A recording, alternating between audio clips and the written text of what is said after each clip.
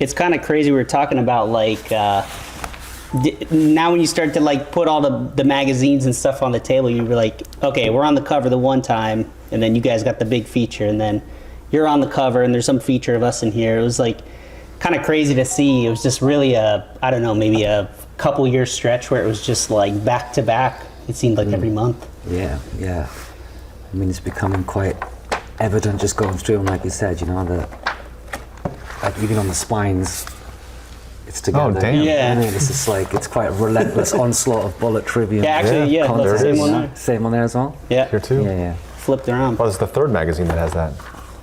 Yeah, it's crazy. It's almost as if someone knew.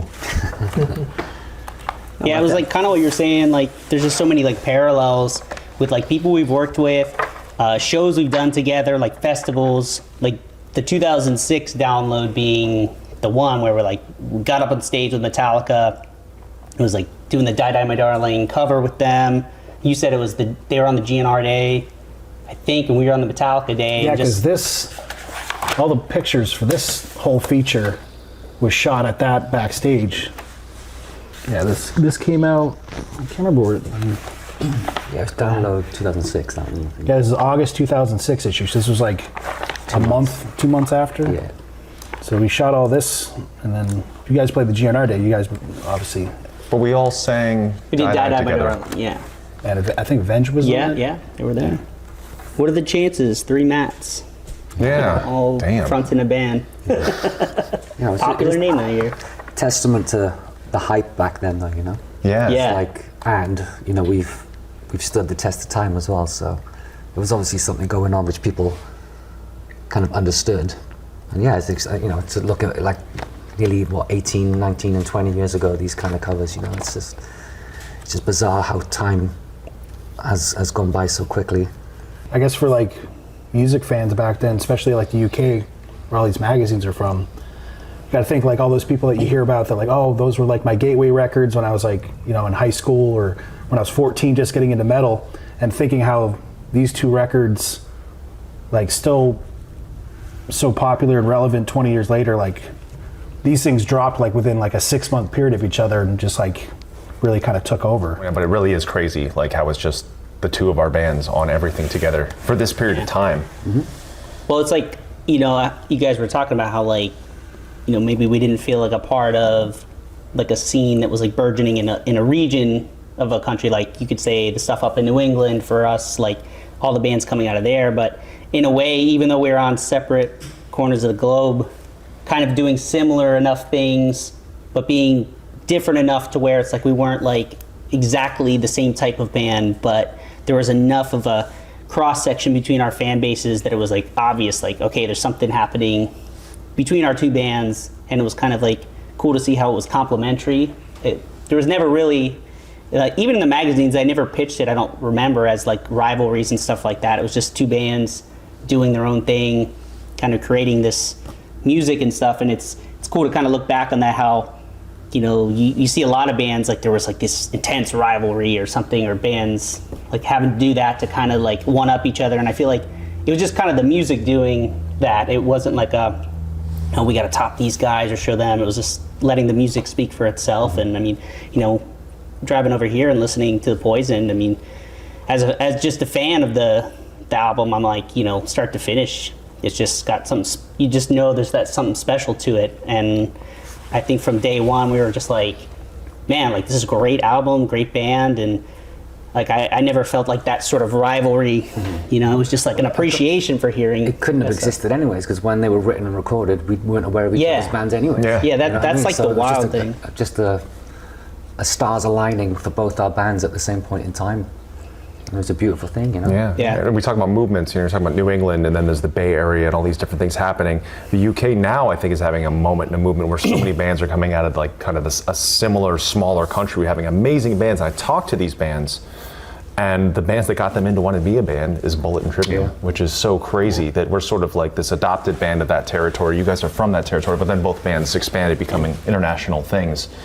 That I'm sure this is the case, you know, I'll talk to bands I know from Germany or bands I know from Japan, That they always talk about Bullet and Trivium, like the band I've been working with, Ryujian. They said it's Bullet and Trivium that got them into metal, which is so cool. Yeah, it's a great thing. It's a huge compliment. You know? Yeah. It's not something you think of when you start a band, is that you're going to influence a new generation of bands and musicians either. You know, Yeah. you're just kind of doing your own thing. But It's like we always think of ourselves as like, oh yeah, we're thinking of the bands that influenced us. It's like, but if you stick around long enough, you become that Yeah. band to other people. Absolutely. And I mean, there's no higher compliment than someone dedicating their lives to like their passion, playing music, and you being a part of that like link there, especially when, you know, it's a band that's doing great things for themselves or, you know, busting into the rock and metal scene. And yeah, those two records definitely, they started something together, and it's like now to kind of look back on it, it's just such a great thing to see and see the parallels and differences between our bands over the 20 years and how we interlink with people we've worked with. And all those, like you said, you worked with a little bit with like Andy Steep, who mixed Ascendancy. You know, we worked with Colin. Just all the, it's just like a weird, like, yeah, the people we've worked with and just how much we have in common with those kind of things. I had much worse hair than you did, though. You never really had a phase like I had, where it looks like I put a bowl on top of my head. Never too late. I'm trying. Never too late to start. Not working now. I've been wondering, what were some of the bands that got you into wanting to do what you do with Bullet? Like, what were the formative bands? Like, we talked a little bit about Metallica, Machine Head, but what were the other things that were you listening to like before and that kind of led to Bullet? it was always kind of like 4 or 5 core bands. It was Metallica, it was Machine Head, it was Pantera, a little bit of Slayer, kind of Bon Jovi. It was anything that was kind of in that era when I was like between 12 and 15 years old, which was kind of big at the time. Was there And like then, a, like what was the scene like in Wales, like as you guys were starting to like put Bullet together, like before it becomes Bullet, like what was it like kind of in that scene? It was actually a really good scene to be part of. It was thriving. Like the South Wales area for some reason was like a really hot spot for music and bands and rock and metal and stuff. And we were just kind of part of that. We were one of the last bands that actually kind of got signed out of that area. That it seemed to be this thing that loads of bands were getting success and coming out of the South Wales area, like Funeral for a Friend and stuff like that. So there was this kind of rivalry, but like this kind of glimmer of hope as well, you know, because where we're from, you know, it's like this doesn't happen to anyone, but it was happening to a lot of bands, you know. So Yeah, I remember at the kinda time, like gave us that hope that just keep going, that maybe we're gonna get our opportunity, you know. yeah, it was like Isn't Skindred from Wales as well? Yeah. yeah, it was just like hearing so much. It's always crazy when like I guess Gothenburg would be kind of a parallel to that, where it's like it's a smaller city but punching above its weight, Yeah, kind of like totally. with bands coming out of it.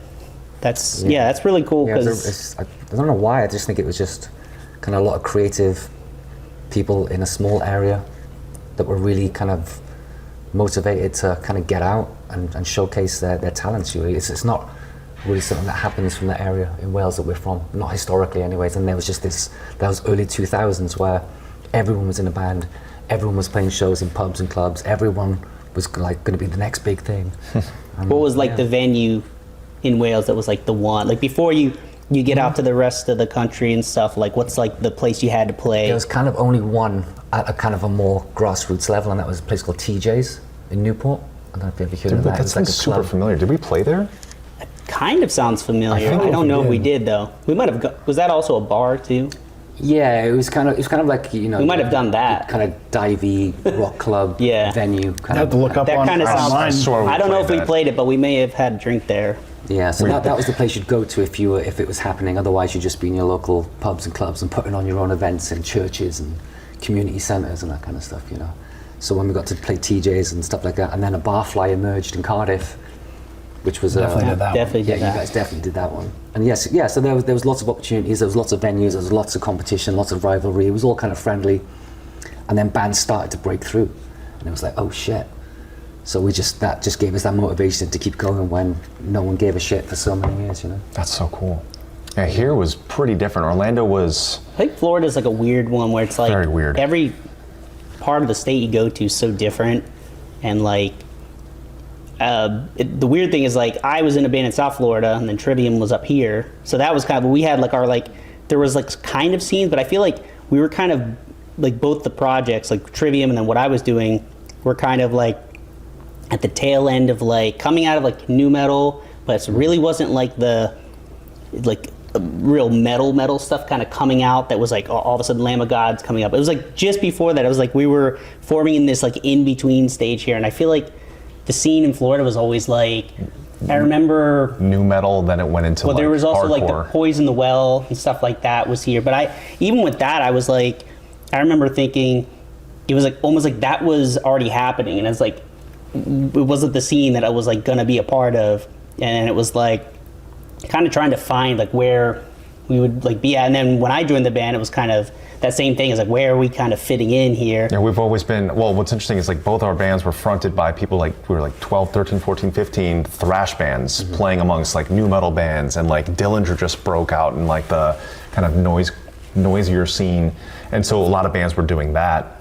Bands playing like stuff that sounds like The Locust and Dillinger on one end, Poison the Well on the other end, a ton of pop punk, a ton of new metal, and then like screamo and stuff started showing That's up. kind of cool because like if you think about it, I think a lot of times when new stuff kind of emerges, it almost kind of needs that condition. Counterbalance, yeah. It kind of needs like, there isn't really a set thing. Everything's kind of still forming. And then like, even with Ascendancy, obviously, you know, with the riffs and stuff, it's a very intense record, but like you were listening to a lot of other melodic stuff Yeah, I was that was listening way to like outside of satanic that. black metal and Christian emo is what I was listening to, those two things, and then everything else I loved at the same time. But it was like, you know, how does that, you work it into something that makes sense, because like when you say those things, it'd be like, oh, Yeah. that would be jarring, but Yeah. once you like hammer it all out, like in the jam room, it starts to come out. And it sounds like you guys were in a similar situation where it's like, there's all this stuff in flux, there's different things that are popular, there's not Yeah. really like that scene, and you're finding like the components of like what you started with the band, and then you find some more, and then you piece it together, and it's like becomes, for us, Ascendancy, for you, the Poison, and it's like really interesting how it works like that. Absolutely. I loved how our two bands, I've talked about a lot today, and I've talked about a lot whenever I talk about Bullet and Trivium, how we've just floated and been our own things that have just existed in these two separate planets that, you know, we've always acknowledged each other, but the fact that, you know, combined it equals so much more, and it's going to do so much more. Yeah, I think, you know, from our point of view, we like I said, we never were a singular thing or entity, you know. It was this melting pot of lots of different generations and genres combined, but making it your own at the same time. You know, and it's like we were never going to be just a metal band, we were never going to be just a rock band, it's just all these kind of things that we loved, and try and get it to come together simultaneously but naturally as well. You know, not trying to force it. And it took a few years of being a band for that to happen. And then obviously you start to have an identity, and you start to get a catalogue of songs, and you can start weeding out the stuff that isn't suitable anymore. And then before you knew it, you know, we just had what we had. Like the Poison just was born. Yep. It's crazy. Yeah. You know? Yeah, it's insane to think how the Poison Ascendancy, just how powerful of early records they are like that. And then both bands, we tried like a bunch of things within our realms and saw what else we could do, which I think is it's a very exciting thing. You know, our catalogue is quite diverse, you know. I mean, we've got a lot of stick for it over the years, but we've always done what we've wanted to do. Yep. You know, we've never kind of pandered to what people want the band to be. You know, we never did that on the first record, and we'll never do it until the last one, whatever that is, you know. So Well, it's kind of cool how you were talking about like earlier with the chords and stuff, like a signature thing that is like your sound or part of your sound, and how that, like, no matter what era you're in, it's like if you drop that into something, if it fits in something, and how it can, it's like that little piece of like your history comes along with you, you know. And it's cool because I feel like in the beginning when you're trying to like make follow-up records, it's like you're almost rebelling against that first thing, and it's like, but then you kind of learn like to embrace those things that kind of come back, and that's like, that is your thing. You've no matter how much you try to like shake it off, it's like that like kind of chord thing, it works for your band. It becomes like a signature thing, and how that's a gift, you know, especially when we get this far into it. You're like, to have something that someone can say, that's Bullet, that's Trivium, like that's like such an important, amazing thing to have. And it was cool hearing you guys talk about that with the riffs, because, you know, at the end of the day, the core, the meat of all this stuff is like those riffs and those songs, you know, made us what we are, and how they came about, how they're similar, how they're different.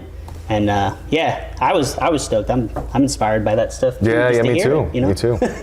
Was another thing when you were talking about like signature things was, especially for us going from Ember to Inferno to Ascendancy, going from a 3-piece to a 4-piece and having 2 guitar players instead of 1 Yeah. changed like the songwriting mindset and dynamic, where Ember is like basically just riffs, some chords for singing and stuff. And then as soon as we started writing for Ascendancy, like the double guitar parts were like he's playing chords and there's like lead parts over the chords hadn't been done before. So it was like kind of like that, just having 2 guitar players and you can kind of doing more stuff that you've thought about or stuff that influenced you, like say Iron Maiden does all that.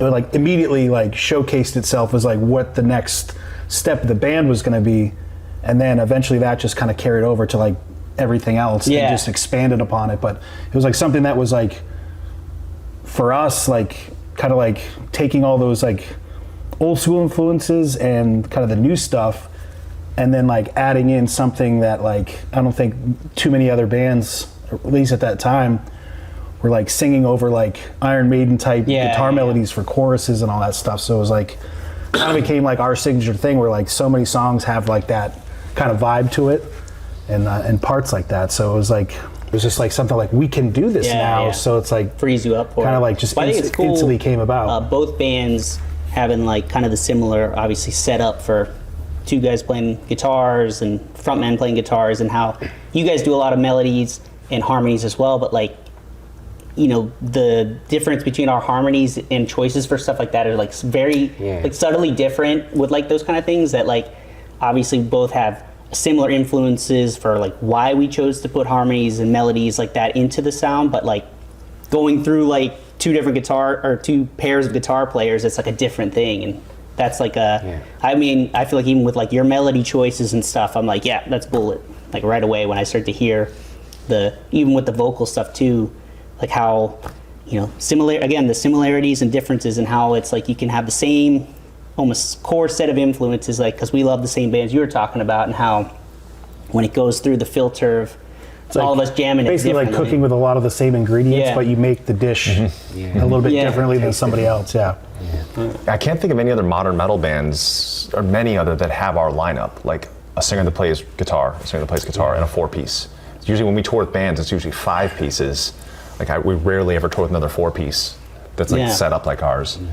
Yeah, it's definitely a different challenge too, because like you guys got to play the riffs. If you grew up With Metallica. being like big Machine Head, Metallica and all those Metallica. guys, like most of the bands you listened to back then Slayer. had someone playing and someone singing. There was like, I guess it was like more the standalone, like I guess like the thrash metal was like very few bands that had just a standalone singer. It was more like Maiden, Priest, and those new wave of British heavy metal bands that had like a singer, and then the thrash came along and was like the guitar players kind of essentially like were like Metallica and like Megadeth. It was like we couldn't find a singer, so I said, "Fuck it, I'll sing it." And you're just playing guitar and singing, and you just kind of made that your thing. And then you write differently vocally and guitar wise when you have to do both of them instead of, you know, we've ran into things where we've written the vocal parts without thinking much about the guitar thing, and then you go to sing and play it, and you're like, "No, this fucking sucks. Can't do it." Well, You can't play the song live because the guitar, the rhythms I think there was don't make that any one. sense. There's the one song I love off the Blackening. I think it's like the Wolves song, and I think Rob's like, yeah, it's like really tough to sing and play that one. 'Cause I kept asking for that, and it's just one of those riffs. You're like, it's sick, but sometimes you just got to do it. You know, don't want to dumb it down. Yeah, it's definitely a lot on our plates. Yeah, On the live shows, there is. the There live is. shows, you know. I was curious, there's a lot though. going on in the brains. Like when you guys were putting the poison out, was there like a specific moment that we were just like, oh shit, this is something happening? Like a big moment where you're just like kind of taken back, like, oh damn, like people know and like our band and it's like building. Yeah, but at that point we'd had like a 5-track EP kind of thing out, so we knew that there was a bit of hype behind the scenes. But I knew the moment I wrote "Tears Don't Fall" is when, and we demoed it, which and you guys know Ginge as well, really. Right? Yeah. So that's who we used to always do our demos with, pre-getting signed and all that stuff. Yeah, that's was, crazy. With Ginge, we bought from Skindred, you know. So wrote that song, and we demoed it with Jeff and Ginge, and we listened to it back in the car on the way home, and I was just like, if this doesn't like make this happen, I don't know what will, you know. So yeah, so it's like when we wrote that song, we knew that something was happening for sure. That's so cool. It was just so unique, and it's like we spoke about it earlier. It's just still to this day, I don't know of a band that's written a song like it. You know? Yeah, definitely. Yeah. Just that bridge, man. That bridge. It's like not where like a bridge would norm, like for what the song is doing up to that point. Yeah. you're expecting kind of like something totally different, and that like total like left turn there, just like that's the Yeah. that Did makes anyone it, at the you know? label ever be like, you need to shorten this part down, or like concise, like that whole single radio mindset? We did do of course you do a radio version, Yeah, and we it did. never really saw the light of day because the song really didn't make more sense, even though on paper it made more sense. You know, Yeah. it's kind of the Took a beauty of kick the from song out was here. because of what it was, you know. But I think, you know, it was the first time that I kind of written a song which had a legitimate chorus, you know. Yeah. And then it kind of snowballed from there. Then with the songwriting. I think it was like Dying had the radio. They pushed us on a radio. It was All really. It was is- like, oh, it's like a little keyboard. It's an intro with the piano part and this like small like lo-fi drum beat. Well, the thing That's all was, it is. was like the song was it's like 2 minutes and 50 seconds, so it's like perfect single length for. I Just, think they just want to try to say and then they're stuff like, at that the point. song needs an intro. I'm like, it has has a an fucking intro. intro already. It's like a guitar intro, and you're just lengthening the song, putting like another intro of the Yeah. same intro that comes in. So Yeah. it was like kind of, I don't know, it was just someone that was just trying to like do their job Well, or something. we talked about it before, but our label said "Dying" will never be a U.S. single, and it absolutely should have. Yeah, you have those moments where you miss Yeah. them and you can't go back. Yeah, 'cause in the UK, We've had a bunch of those. The UK "Dying" it was- crushed, and like BBC Radio 1, and then just like you guys were doing, it's just nuts. Yeah, I guess another kind of, again, funny parallel, but like at the same time when we were doing, I don't know if it was like after we recorded Ascendancy, or like it was around that time when we did the master cover, and then you guys did Sanitarium? one, and that was on the Kerrang Yep. compilation. Did you do that when you were doing the Poison session as well, or was it a separate thing? I think it was a separate thing. Yeah, we'd 'Cause already done we did, because Ours we was went separate back. too because I was traveling, so Corey did Corey the did the guitar. guitars because it was on with the Marshalls, and we did that with Mark. I I was think. flying home from somewhere. You were out of town, and then so remember I tracked the rhythm guitars and the leads, and then Paulo wanted. He's like, I want to play the clean part. So you fucking tracked like the clean guitar parts, and we did all the music. And then once you got back, I can't remember where you were, but you got back and just like went in and just knocked out the vocals. It's like because we couldn't. I remember it was like we couldn't wait for you to get back because there was like a strict deadline to get it finished for the Kerrang thing, and we didn't have much time. I think it was like we had to do it over like Yeah. a weekend or some shit. It was like You very guys fast. did Sanitarium? Yeah, Yeah. Was that your first choice for doing it, or like you try to do it? I think we got to choose it. Yeah. Yeah. I think they let us get dibs on it. So. Yeah. Yeah, I think we went straight for. Yeah, we're like, we're doing, title- gotta do title track. master. Yeah, that was, yeah. And that eventually made it onto the Ascendancy Special Edition. Yeah, so that's yeah. kind of part of the history of that record now too. So that whole era of you guys, like that 2005 to 7, was there one moment that stood out for you, like a show or a festival performance? I mean, With the Like, download you were of like, five, it was Holy download. shit, this is- It was download, but I would say, and you've brought it up before, is the Wolverhampton For sure. Because I'm like, the download thing was like the big, like, holy crap, like, this is crazy, this is happening. But it was like the Road Rage tour leading into it. The first show, we were opening the show, so like nothing had happened yet. Like, we don't know what the crowd's gonna be like for anyone. And just hearing the crowd start chanting Trivium. We'd never heard anything like that, because every tour up to that point was an slog. we're an unknown band. The album's not out yet, Rough. and it was like, they're fun shows, but like no one knows us yet. So it's like you're kind of feeding off of just like being out and touring, and we're all 18 and stuff, so just having a great time. But like now it's like we're in the UK, and it's like there's something's happening here. Like people know us, people, and the show was like ballistic. And I mean, I would say that probably is on par with the download show. But I feel like that maybe was even crazier, because it was like we never had it ever it before. was like that. basically like those. We did the UK dates first. Yeah. Then did Europe, which was not as good at all. But those UK shows did so well, and the reaction was so big. We got bumped from like the tent stage Yeah. to the main stage on download from that tour. And even going off that first show, like the kind of like oh shit moment was even before we even played. It was like just the fact that we had been touring in America for even way before we even recorded Ascendancy, just to get like, label was just putting us on whatever tours to get us like just live, just get out on the road and just kind of get our kind of Yeah. feet wet or whatever.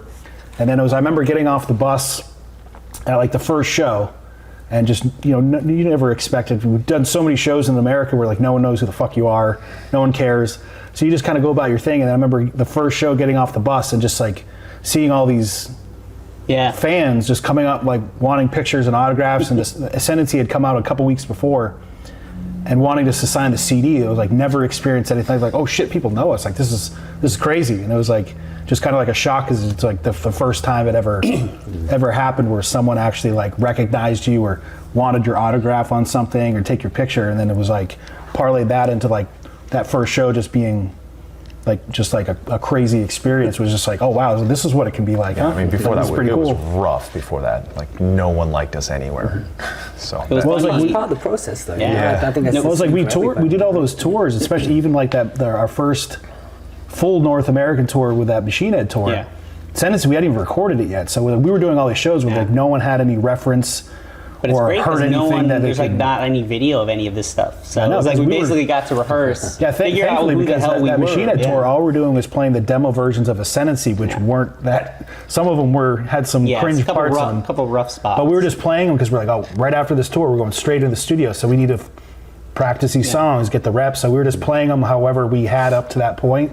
We had 3 different set lists that we rotated so we could at least play all the songs, and then went straight into the studio. So we kind of used that tour, and thankfully, because then kind of sucked to have some of those old versions Yeah, of the well, songs. hey, that's a difference. How we were saying, like maybe the it's a old little school bit way. easier to be a band now. Maybe that's kind of the flip side of being a band now. Is that's the hard part. Is you don't get to suck a little bit, before people kind of see you and stuff. So it's like Well, it's right like, away there's you're all those some of those old videos were even like there's video footage because it was filmed by Metal Hammer, but like there's like footage of Metallica playing Disposable Heroes in like 1985 before they recorded it.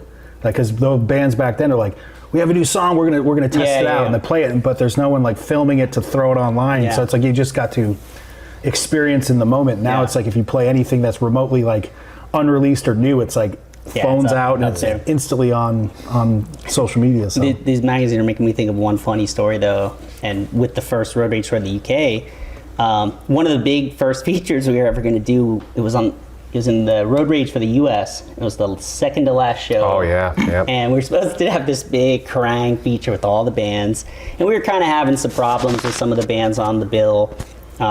Shit happens, drama, whatever. And this is how we were really new.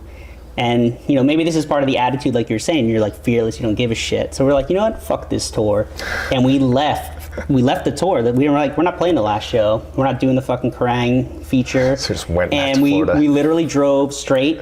We didn't stop. We all took turns driving from Portland, Oregon, all the way back to Orlando. Place called Dante's. Yeah, we 21 told- and up show, and they're like, That was like the last straw Oh, yeah. for us. yeah, and it was like, I They're think, like, you could play and you got to get out. Yeah. I think I think me and you both were still underage.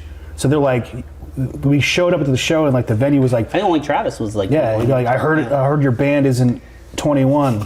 So like, you basically, once you get off stage, you got to get the it was fuck like out kind of of here. humiliating too. It was. It was like kind of Well, like, the problem hey, you was- played, get the We're in a fuck out. van, and they hang out in the parking lot all And night. the issue was like the other bands were mad because we had a backdrop and no one else had a backdrop. Right. But we didn't know how to like hang it up and take it down. So we would go first, we'd leave it up all night, which is kind of fucked up. It was like before that show though, there was like all the other bands kind of like, I don't know what was the tipping point. No, I of remember why. one of them from one of the bands came to me. I'm like, dude, is something wrong? He's like, yeah, you're sabotaging this tour. I was like, what? We're like playing like fucking the 20 people Yeah. too. That's the best. Yeah. part. And it was like That's the gig. kind of like the rest of the tour kind of ganged up on us, and that's why we were just Yeah. kind of like, you know what, fuck you guys, and I we just just- like you know And what, our, I our think- PR agent, Kirsten, who we still work with to this day, flew all the way over there Yeah. with the press people, and just they really only want to talk to us, and we didn't show up. Yeah, I do. was Maybe it that's Seattle part of. we were supposed to do the I feature, think, and then we're just like, maybe that's part of the mystique, though. Maybe why, like, whoa, this band, like, they told us band's to, nuts. They told us to fuck off. They didn't even show up. Maybe Didn't that's do what the we should last- have done. Like, the press hoisted us. Yeah. the I two don't of know. us. I think Kirsten probably. Yeah, probably. Wouldn't, she probably wouldn't like that again. I think we kind of didn't we call Justin and Yeah. he was like, well, you guys got to go to the next show. There's this press stuff. We're like, just like totally, Yeah, dude, we're yeah. not having it, and then we just like fucking had to drive, Yeah. like clear across, like I the mean, fucking we country. paid the price. We had to drive like a long way. That was a journey, but. Well, it would have been probably even longer of a drive if we went to that last show. Yeah. Seattle Well, to Orlando's a hike. yeah, I think sometimes, the early days, you don't think about the consequences of things, for good and bad. But like, yeah, I think that's kind of like the driving thing behind a lot of those records and early tours. You're just like, who's going to tell me what to do? I know it all, man. I'm 18. I remember on that Roundtable, Machine yeah. Head tour that we did, you were wearing a shirt that said "My other ride is your mother" on stage. Hell yeah. Yeah, you look back, I'm like, there's some, some stuff you're like, oh. Oh man, I it's a mean, little- I think back to all the old little interviews of cringe, me. but- I was a total idiot. But, I mean, hey man, it's like you learn, you make, but I'm like, it made some great, entertaining times and. Gives us stuff to laugh and, about today. Yeah, and all the but the music, man, like, that attitude, sometimes you need another it. thing from those days that a lot of bands nowadays don't get to experience, that I think we were on the very last part of it being Yeah. a thing, is when you're the opening band, like just getting just ripped apart by the headliner's crew. Oh man, yeah. you get bullied by a A lot of crew not and, safe yeah. for work stuff you could say about what people said. Yeah. They're Just like to our leave it at faces. that. And I'm sure you guys saw some of that stuff with you guys too. Yeah. it's just like that old school thing of it's Yeah. like you're kind of like your rite of passage was like you just had to take it. Yeah. I think we're like two of the few bands that still stand dealing with that shit, like getting bullied by their band Yeah. and crews and their it's actually fans. nowadays it's actually kind of it's funny doesn't to talk exist about, anymore. but it's like I just remember like setting up my gear on stage and waiting for line check or whatever and just like playing my guitar. I had the full half stack thing, and just like one of the headlining guys' crew came over and was like, "That working?" I'm like, "Yeah, sounds good." He's like, "Well, shut the fuck up then." And you're like, "Oh damn!" And it was like, it was just like total not like, "Hey, can you keep it down?" It's like they just had to go like 0 to 100 like every time. I remember there was a tour we did. We were supporting someone. I won't say who, and my voice was like I had a lot of voice issues, so it was squeaking. And I had to go through their dressing room to go to ours. And as soon as I set foot in theirs, they all started doing that sound I made on stage at me. All of them. This was one of my favorite bands in the world too. They all kept doing the squeak at my face, laughing and pointing, and I just had to walk past them. What's like? Do you guys have any you don't have to name any names, but any crazy, just like man, like when you get there at the first day, you just know it's not going to be. Yeah. Like I you're think I just remember like, a tour where you this guys is said, going to "Fuck this be a tour." tough one. I think I remember that. Well, yeah, well, not fuck this tour, but fuck this guy. Yeah. Yeah. I think And then I that got us fucked off the tour. By that guy. Yeah. was it like one of those like merch match things? It was that was one of the points I made. Yeah, I remember that. Yeah, I think I remember that. I know who you're talking about. Yeah, too. we got kicked off that. But again, it was a steep learning curve, Yep. Yeah, you learn. but justified as well. It was, Gotta stand your ground. Yeah, that's one sometimes. thing we stood my ground and it didn't go well. Yeah. There we go. When keeping it real Keeping goes it real wrong. goes wrong. That's one thing that we never had was we never got like just booted off a tour like after we started it. So We almost, I almost got arrested on us. Oh, that's right. Almost got us kicked off that. It's true. Yeah. It's, Yeah. All days. fun times. This is kind of an interesting thing too. That's like, we talk about what parallels, but like some different things. Like you guys never did Ozfest over here, No. but you did. What were some of the big like early festival tours you did here? just taste the chaos. Taste of Chaos. That was. You did Warped Tour. We did Warped Tour a bunch. I'm like kind of curious because like we never did those tours. I don't know if like for Taste of Chaos like it never timed out or whatever. But like Warped Tour, we kind of like it's kind of weird thing. We were kind of like consciously like I don't know like we did the Ozfest thing. We didn't. It just never worked out where we would do Warped Tour. And I'm kind of curious like did you guys specifically want to do those tours for like festivals here in America or like did you ever? Was there an opportunity for Ozfest and you just weren't like it just didn't work or like was there any I thinking don't with that? remember ever getting an opportunity to do like an Ozfest or anything. No, it was more Yeah. other things like Warped Tour. We did that a bunch of times. We did it on the Poison, I think. Wow. Yeah, because I was always like, you know. interested, like, like we did Ozfest and you guys did those tours, and we never did the ones you guys did. Because And I it's, didn't in know my if head, it you was guys have done Ozfest. Like I thought you did, because I feel like you're a band that could have done both. I feel like we're a band that could have done both. Yeah. There was one moment where we were flirting with possibly doing Warped Tour, and then there was something that happened where we were just like, someone told us like an experience about Oh, it, and yeah. you're just like, I don't know if that really feels like something Oh, we yeah. want to be a I heard part about of. the porta potties. As an experience, it wasn't. It was pretty bad. Yeah, that's what I heard. That's what I think a lot. it might have been like Ken.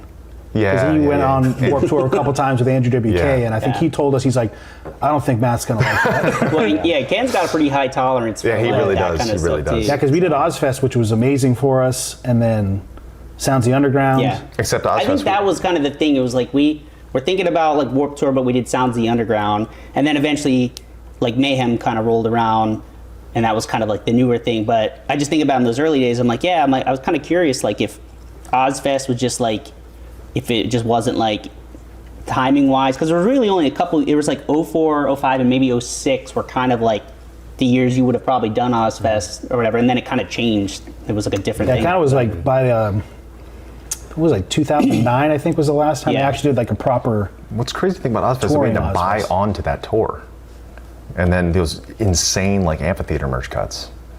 So Yeah, we sold a how did we fuckload of buy s- gas? I mean, that's What why the label's there I for. forgot- No, but that's why a the lot buy-in of was that's why a something lot like of 30 or 40K a lot of for us to bands play were it. like, it was literally like make or break, because if it didn't break off that tour, like you were in a hole. Well, it was like Ozfest. It You was were like the we man. played. I think it was like our set was like 15, 20 minutes a day. Holy Yeah. shit, that's right. And we would sometimes we'd start playing. The first band would go on at like 9:30 in the morning, and we did that like 3 But Warped times. Tour though, like you wouldn't know what stage you were on, right? But that's what No, the that's what made morning me nuts. of the event you'd know, and then about half hour later you might be on. Why did they do that? Like that's why I could never handle that. So it was bad for bands, but for crew, they would lose their fucking minds every Oh day, my God. you know? Why do it? Like I don't understand. I think that was just maybe the the charm. incredible thing. So you like- get to rotate, and everyone gets an experience of being on first and last and all that stuff, which Well, it's crazy, good, like- but it's Yeah, like crazy. seeing those original running orders of our stage, and it was like the first band would be on at like 9:30 in the morning, and you're just like thinking nowadays like no one would show up. It's no nowadays. They Yeah, wouldn't, no but one back would then show it was like up. I remember we played in like Pittsburgh. Yeah, it was and we were wild. like 9:30, 10 o'clock in the morning or something, because like bands would play 15 minutes and there's a 5-minute changeover, and if you were late or whatever, you like there was you could be playing like 10 minutes or something, but. We went on at 9:30 and there was a fuckload of people there. Yeah. And it's just like, man, it's like, and it'd be like a Wednesday. Yeah. No, even like to people this day, if showing it's up. not a Friday, Saturday, or Sunday, and it's like 8 p.m., people start That was a there. stack bill though, so I'm like, that But it was was worth like getting on there Ozfest for. back then, it was like still like before streaming, people still bought CDs, and it was like if you had a record and you were connecting with that crowd, Yeah. and then after your set you go to the FYE and you had to buy a CD to get in line to buy a thing, and they're like we'd be just selling just insane amount of CDs every single day. Like Yeah. it was just like it's just crazy that it was just like if you had to buy to get or pay to get on, but it's like if you could connect with that crowd, it was like really could, a lot of bands like cracked America with Yeah. having like a good experience or being that band that could really kind of like Slipknot broke Yeah. from Ozfest. I think we and all saw that you on stuff. that Taste of Chaos. I think we were at that show, right? I mean, you went to that It was at the UCF Arena. UCF Arena here in Orlando. I think we went. Hell yeah. those are good times. I enjoyed those. Like Warped Tour was hard, but it was still fun because of the era of the band. We were new, we were young. Yeah. We kind of didn't give a shit. Yeah, you don't know about like, oh man, like we're not like Yeah, getting it's good just like- food here, like Yeah, the we're, toilets we're suck. touring America. Yeah. This is great, Yeah, And now. the year we played as well, I think one of the years was like 2006 or something, and it was us. It was Avenged, 30 Seconds to Mars, bunch of cool shit. It wasn't just kind of what you'd think Yeah. is a typical Warped Tour lineup. Yeah. You know, what I mean, it was That's like bunch of right cool when it stuff. started to like incorporate more like the heavy stuff into it. Yeah, so it Yeah, was a cool that's great. experience.